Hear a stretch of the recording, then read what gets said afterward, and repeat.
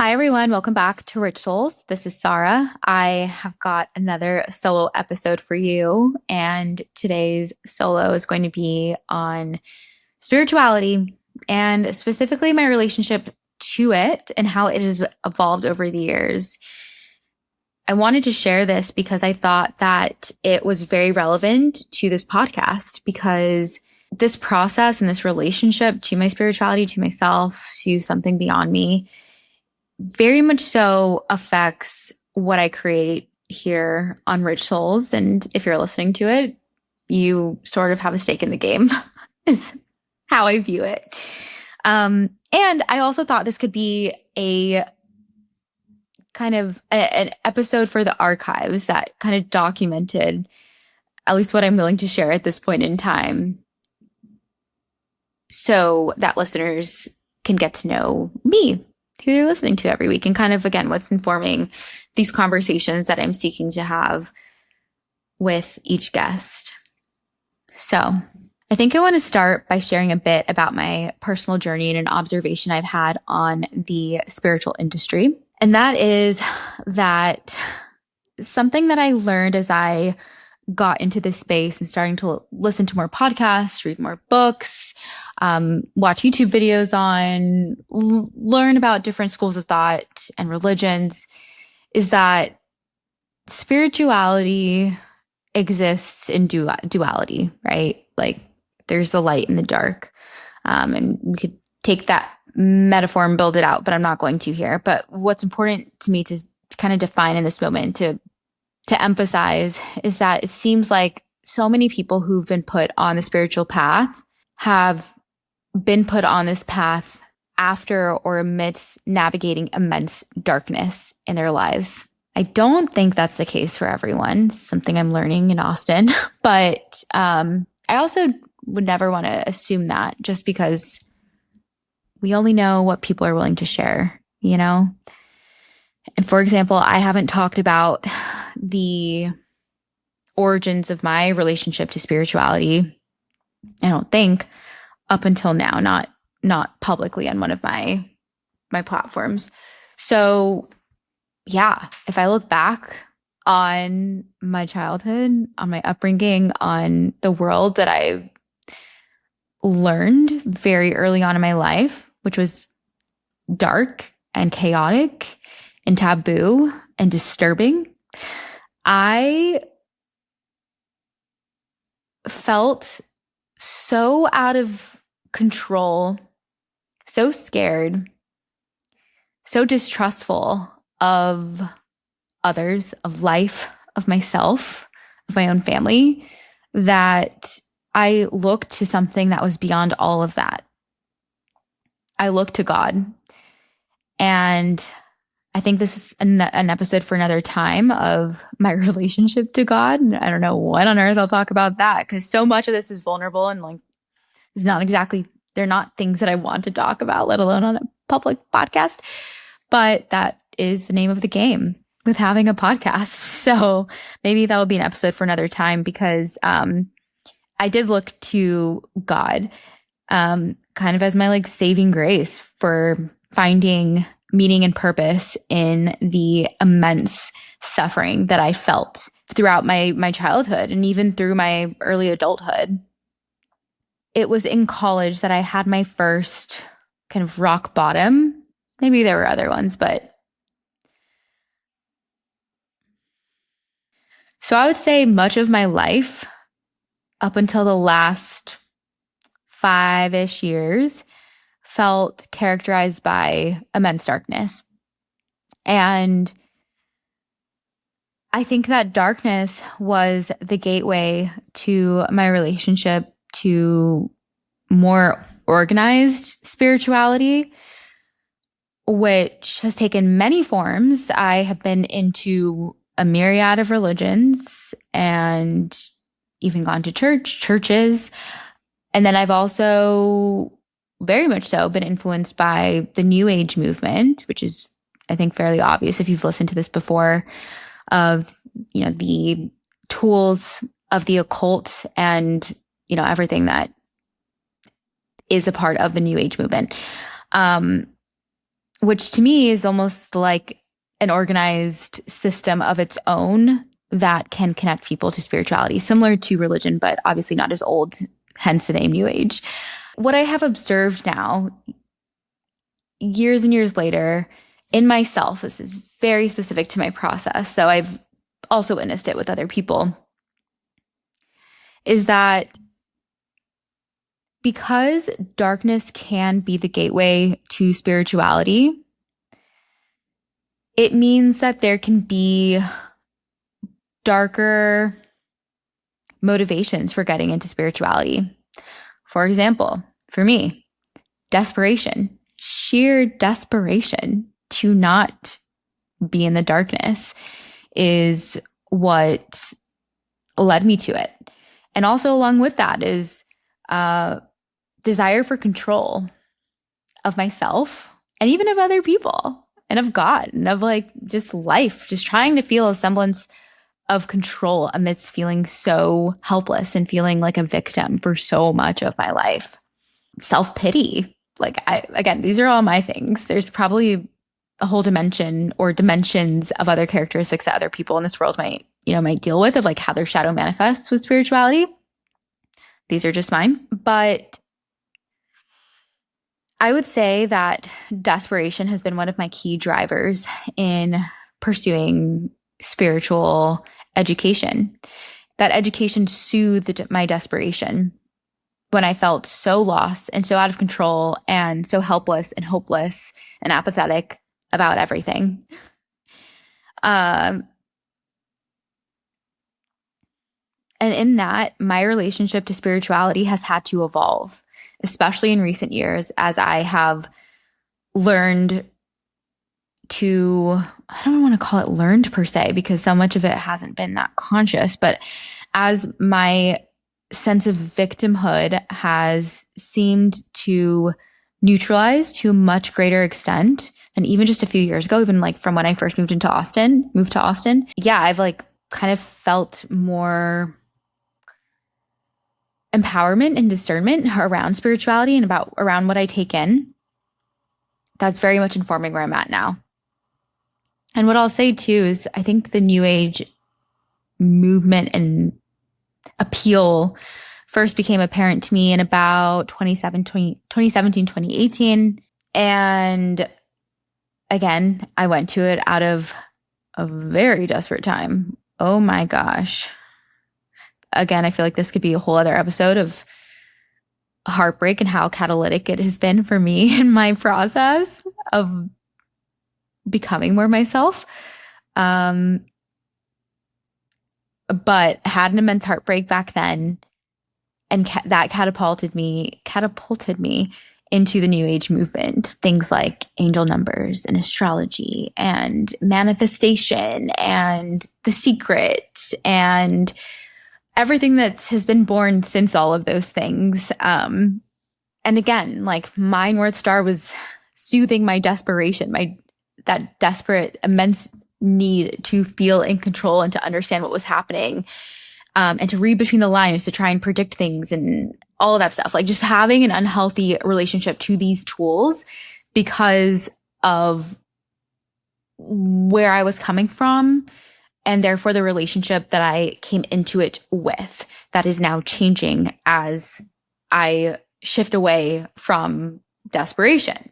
But I'm grateful for I'm grateful for New Age. I'm grateful for New Age. I'm grateful for spirituality. I'm grateful for religions, because what a beautiful thing it is to think about meaning and purpose and God and service, and to use all of that as drivers to create and be someone in the world that contributes to, I mean, what I want to say is cheesy, but like contributes to the light, that contributes to the good in the world, that helps other people not feel as alone. That's like, I think the way that I want it to manifest for me, or to create things that inspire and motivate people to see their own potential and to move towards that potential. Like again, these are probably just ways to manifest for me, but again, just generally, like I think that's so beautiful. Like that these tools help not just me connect to their inner light and then feel motivated to essentially amplify and proliferate light in this world. That's like one of the big, guiding forces, or like part of the rhetoric of the new age nowadays, right? Is like, we're moving into the new paradigm. We're moving into the light. And big part of this is like elevating our consciousness in order to elevate the consciousness of the human collective. I think that's beautiful. And again, it's why I've like organized so much of my life to be able to contribute to that in my own life and hopefully through what I'm like creating out in the world. All that said, that form of desperation I find is not unique to me. That seed of desperation that links people to this world. And it's that aspect of desperation, because I know it so intimately, that I have deep issue with when I see how it is leveraged in this space to sell or to otherwise grow followings. Feel very sensitive to it. Probably have some like unclaimed, unintegrated like shadow with it. I definitely do. I'm like always working on that spiritual shadow that I have, which is ironic.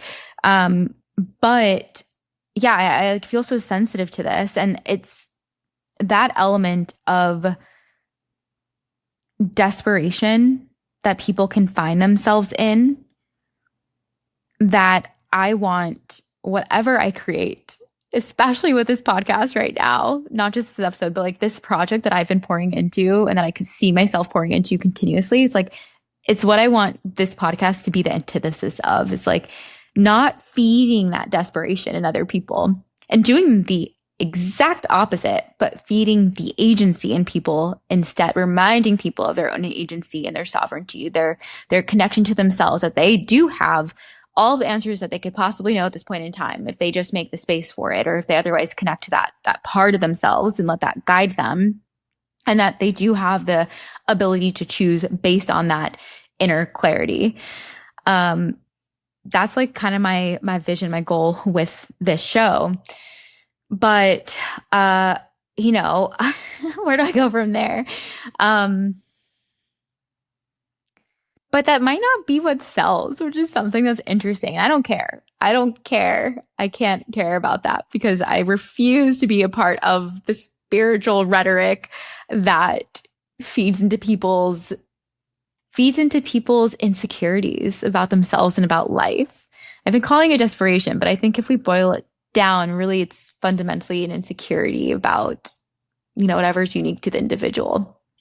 I have a story that I want to share that I think perfectly captures what I have felt in the spiritual industry for as long as I could remember.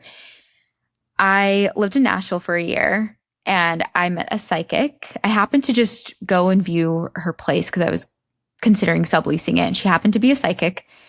And I remember we went to dinner after because we just hit it off.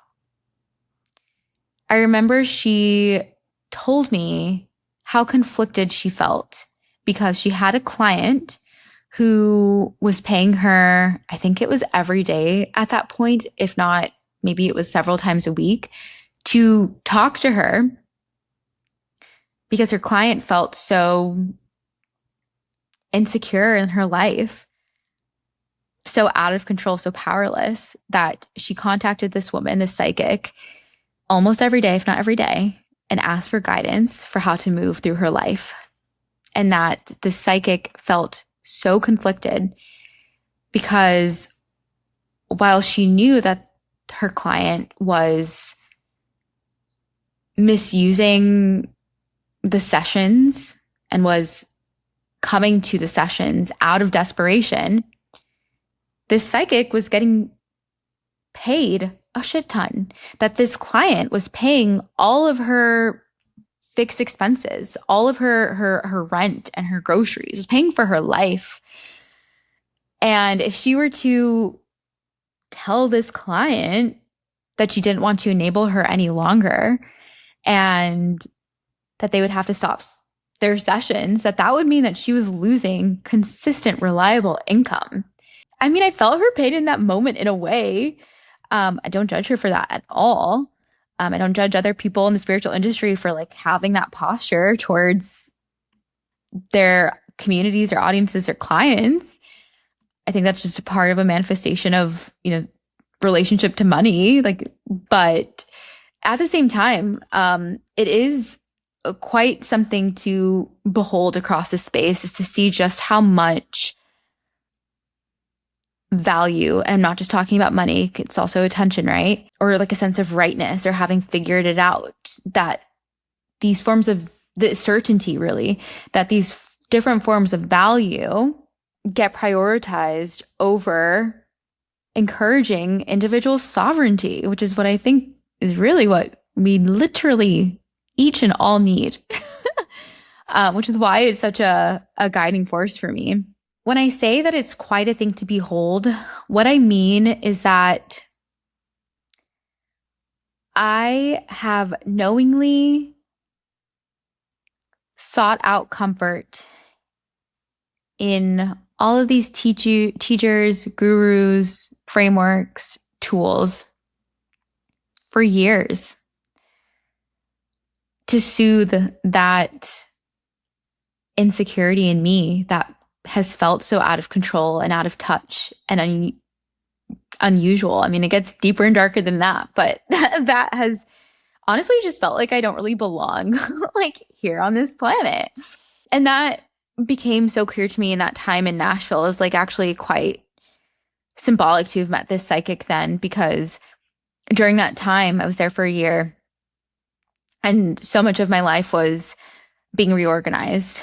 And when I look back at that time, all I was doing was like healing work. All I was doing was subconscious reprogramming and journaling and seeing my fears so clearly and not knowing really how to alchemize them. And these tools, like, they helped. They definitely helped.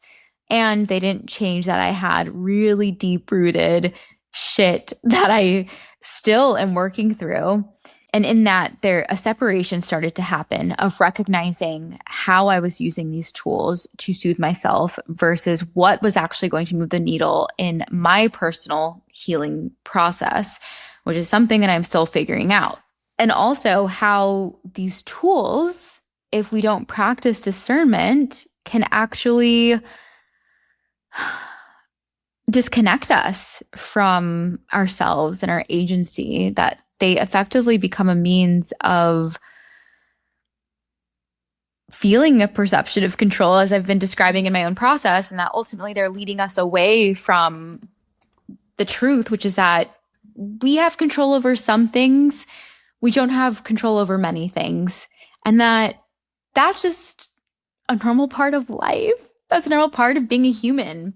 And that's a huge thing that I feel friction with in the spiritual space, is like this perception that people seem to have. I'm not really talking about religions. I'm talking more about like just creators, that they have it all figured out. And they have that if they figured out something about their system and their process, that means that it is going to be correct for everyone else. I just don't think that's true. And I've experienced that with really huge creators, frameworks, brands, of just how what they have said is true that I've like lived by is just simply not true for me. And that doesn't mean that their system is wrong at all. Doesn't mean it's not valuable at all. It just means that I personally was outsourcing my connection to the divine, my connection to myself, my agency to cultivate those relationships in my day-to-day experience to what other people had been able to cultivate and manifest through their own connections to themselves and the divine. And yeah, I just feel like that's something that is not unique to me, and that I talk about quite candidly with my friends who are in this space and who they share similar perspectives with me on this stuff. Is like, it's that whole like mindset around gurus. Like, we cannot outsource ourselves to other people. We can't outsource, when I say ourselves, like we can't outsource like this life that we are living and the way that we choose to go about it to other people. And that goes for people in the spiritual space. It goes for people outside of that. Like, honestly, you could as much subscribe to what a guru says as you can to what your mom says or thinks you should do, right? Ultimately, I think what is continuing to ring true for me is this need to hone in on what my gut essentially is telling me moment to moment, day to day, and to follow that despite what other people and frameworks might be saying about whether or not I should be doing those things. And then the other thing, actually, before I move on, one thing I want to say about that is like this idea of just being so present and not even like looking to the past that much, not even looking to the future that much, but being present with what is actually happening in your day-to-day life, and then what those happenings are catalyzing within your body. Like, all of that is data, right? Of where you might be compromising your integrity, or how some people will call it like staying smaller, shrinking, being inauthentic, like, right? Like, if you have a fear, if you feel anger, if you're feeling desperation, like these negative emotions, as well as the positive emotions, are all data about what we want more of in life and what we don't want as much in life, right? Also are like that mirror that's telling us, like, what are the things that are stimulating this anxiety? What are the things that are stimulating this joy? Like, and how do I like pull these levers to, again, create more of what I want and reduce that which I don't want? I had an episode with Grace Abbott. Highly recommend listening to that. It was a great one. And Grace is just so full of wisdom. But so much of Grace's posture, at least that what she shared at that time in that episode, was about this very thing of like alchemizing in the present moment. And part of that alchemy is not actually doing anything about it, aside from simply being with it and like letting it pass through you. And I think for me, that at times can feel like oversimplified. And I think there's truth in it too. I think for me, I do feel the simplicity of like, yeah, sometimes it is about the present moment and allowing the feelings to just like come in, and to not like necessarily go into the past and try and figure out why I even had the feeling, or, you know, it's like not to do that much mental work about it. And then sometimes, usually within very intentional containers, I'm like, yeah, I do need to go back and look at that stuff and hit it deeper than I would on any given day. But it's like more intentional time to go into the past. Anyway, that's just me and my process. But I think Grace just shares a ton about her process and what works for her that has been very inspiring and helpful for me, that I think could be helpful for other people. So something else in the spiritual industry that I've been grappling with hardcore in this particular season of my life, being in a season of building, is that there isn't enough chatter or depth on the role and importance of action. We talk about aligned action, and I love that so much because it points to the having the capacity to be able to determine the best next move or next moves, and then to act on those. And like that, you can't just sense into what the best next action is, that you have to actually take action on those, right? Like, beautiful. Love that. And I think there's an element around consistency of effort and action that I don't hear talked about as much.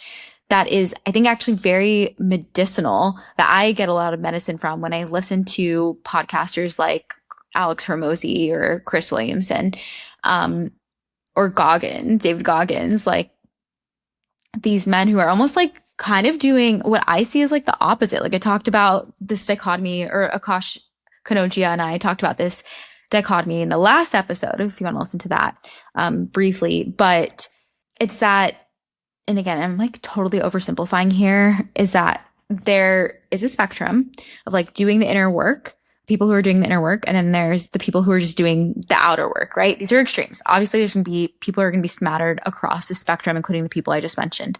But that in the spiritual space, a lot more of us are probably leaning on doing the inner work and less so on like the outer work that must be done in order to actually create the outcomes that we want. And what I'm finding is that in creating a business, you need to have a lot of this outward stuff going on. And that's what I'm like having a reckoning about. But it's like, I'm glad I'm recognizing it now and I'm being honest with myself of what it actually takes, because otherwise I would just stay in delusion. And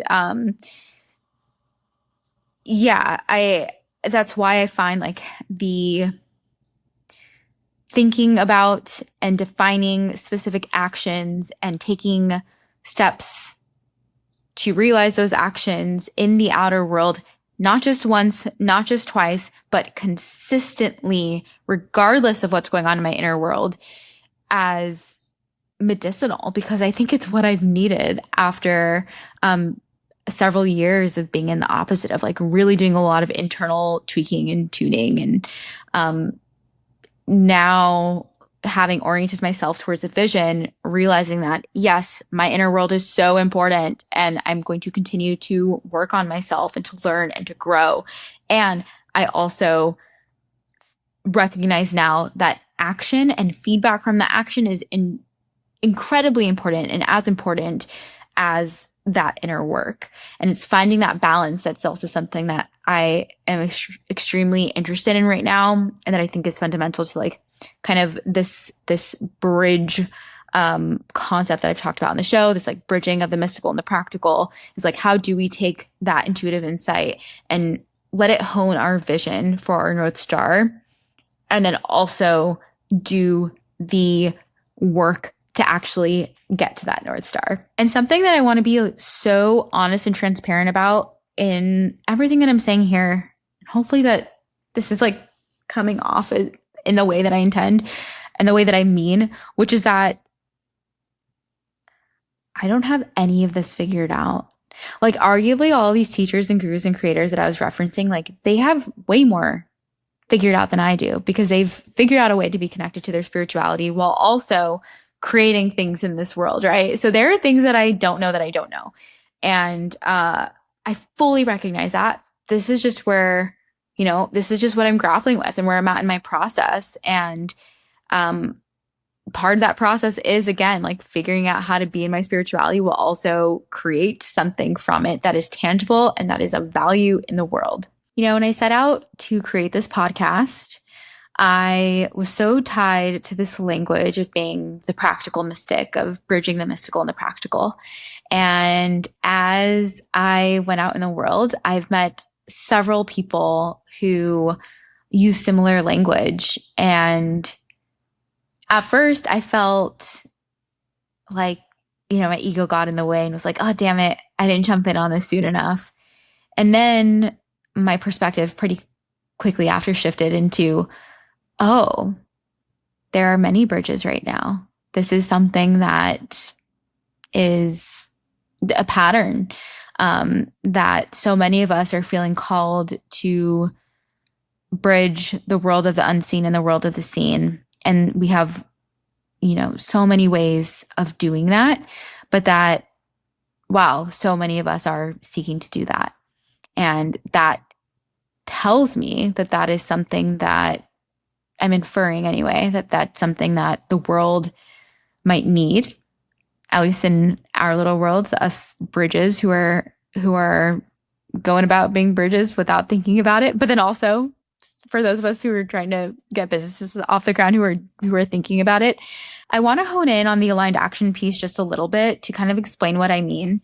I kind of feel like aligned action is, if you view like a lake, okay, like I'm thinking of Leapfrog. I think Leapfrog had like a river, and there were lily pads on this river, and you'd leapfrog from lily pad to lily pad to get across or something like that, right?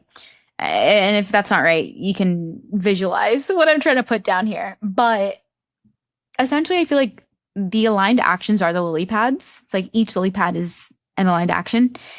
But sometimes the lily pads are far away from each other. What do you do when the lily pads are far away from each other? You might have to be resourceful. You might have to carry a stick that you use as a row, and you have to row yourself closer to the lily pad. You might just have to wait.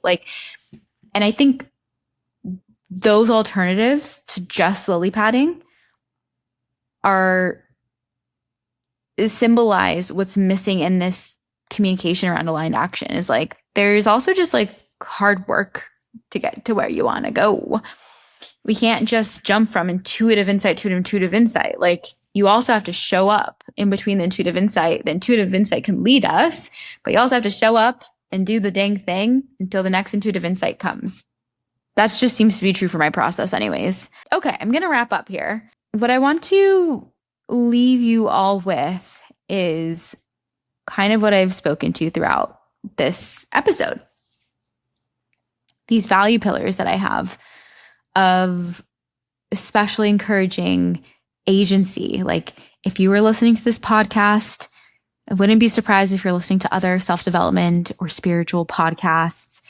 And what I want to encourage you to do is to listen to them with discernment, and maybe even pause and reflect on what you've taken in over the past day, 2 days, week, and recognize where you have fed a framework or given a framework or another teacher's guidance or voice more power over your own. And then along with that is the opposite side of the coin, is in that pause to also look at the space where your voice is and to sense into it and what it might be telling you to do or is best for you, whether it's your perspective on the content that you're taking in, or it's a best next step to take, or whether you do need, like me, to take a lot of consistent action, not just like what action to take, but the actions to take, if that makes sense. We have come to the end of this episode. If you've made it this far, thank you so much for listening. I really want to impart the encouragement that I've shared throughout this episode, which is to just remember who you are, what you're here to do, that other people don't have the answers over you, and that you can lean on yourself and your process to guide you towards what you want and what you feel to be true about what you're here to create. As always, thank you for listening, and I'll see you in the next one. Bye. Thank you so much for listening to Rich Souls. I hope you enjoyed this episode. And if you did, I would love to hear what one key takeaway is that you got from it in the comments, wherever you're listening to this. If you have any topics or guests that you'd like to see on, feel free to shoot them my way, either in the comments or you can reach out to me on Instagram. And lastly, it would mean so much to me if you were to take just a couple of seconds and rate this podcast. Thank you. See you in the next one.